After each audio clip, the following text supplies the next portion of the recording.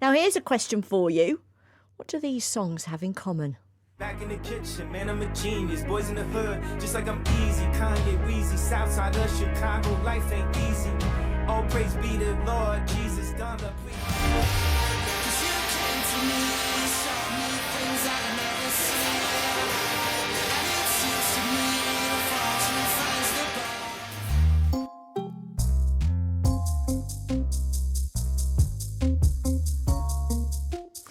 Well, they were all made with the help of artificial intelligence. You might have recognised the computer copycat version of Kanye West and the rock band Oasis. And the last piece of music that you heard was, in fact, specially commissioned for this programme using AI software. The rise of this technology is causing headaches across the music industry. London's Financial Times has today reported that the music streaming giant Spotify has removed tens of thousands of tracks generated by an AI site called Boomy, following claims it was distorting user figures. Let's have more on this with Andrew Eborn. He can explain what this is all about, why the music industry is so worried. He's an intellectual property lawyer and he is based in London. So how much potential then does AI-generated music have to change the industry? And possibly our it tastes? has some of the biggest changes possible in the world. Stephen Hawking actually said it's our greatest human achievement, but also the biggest existential threat. And what generative AI is, it's basically the ability to produce content which is indistinguishable from human work. And it's a major advancement in terms of the music, which is why people like Universal Music Group are so incredibly scared as to what's going to happen.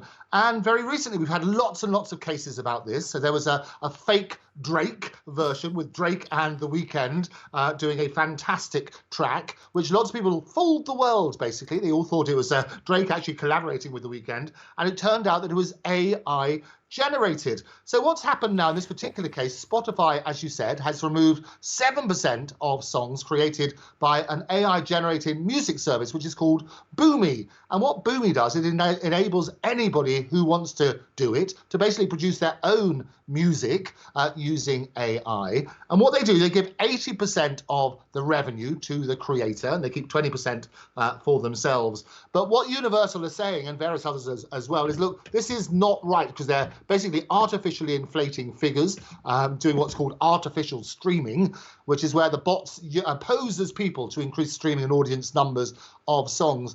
And there's also issues about, obviously, copyright and the original creators of the work. What the bots do is scrape the internet for every possible copyright work that there is, and then use that to create new works. Now, that obviously raises all sorts of questions about revenue streams, about what sort of rights should be protected, and so on and so forth. So what then, as an intellectual property lawyer, are you drawing up? What sort of contracts are now being drawn up to ensure that Kanye West or Oasis don't get involved with all of this and keep the rights to their songs? Well, the great thing, and there's two things, is that the law needs to keep up with technology. Technology is already streets ahead. And I speak around the world. They call me the Futurist, back to the Futurist, telling people about how this technology is revolutionizing every single aspect of our life. And in fact, you mentioned Goldman Sachs earlier. They predict that 300 million jobs will be lost to AI. And PwC is saying by 2030, about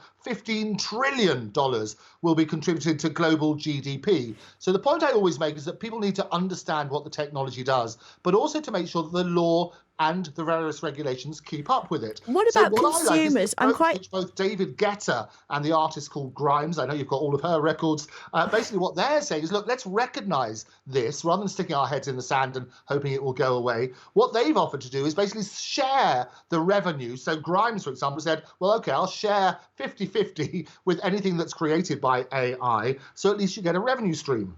What about consumers? Because we played that clip at the top there, and we had a version of Kanye West and a version of the rock band Oasis. And I, to my not very musically tuned ear, I can probably hear a little difference. I can probably think that's not quite right. Will consumers of music actually just realise that it's probably AI and maybe move on and not listen to it? Well, I think the reality is consumers probably don't care, is the honest answer. I also work in the world of holograms, where you can basically see your favourite artist and it looks and feels and even smells, if you combine with other senses, like the real thing. And from an audience point of view, it is indistinguishable. So you're finding out that people, for example, Bruce Willis, I'll give you a great example. I'm sorry, Ben, he obviously had to... I will have to stop you there, Andrew, because I'm not sure we're going to have a time for a Bruce Willis story, because we are coming to the end of our programme. We will, of course, have Andrew on again. Thank you very much for your time, Andrew Eborn. And thank you very much for listening to World Business Report. The producer today was Alex Bell. Thanks for listening.